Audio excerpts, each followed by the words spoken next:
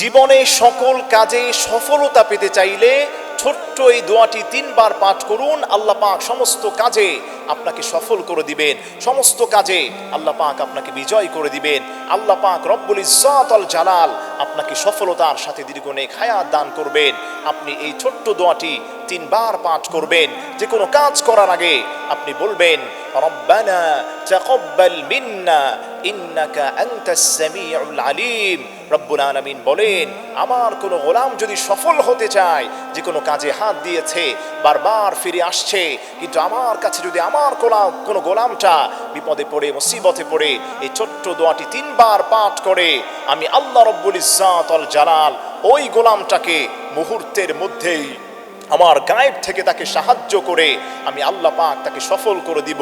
দোয়াটি আমি আবারও রিপিট করছি, রব্বানা তাকাব্বাল মিন্না ইন্নাকা আনতাস সামিউল আলিম।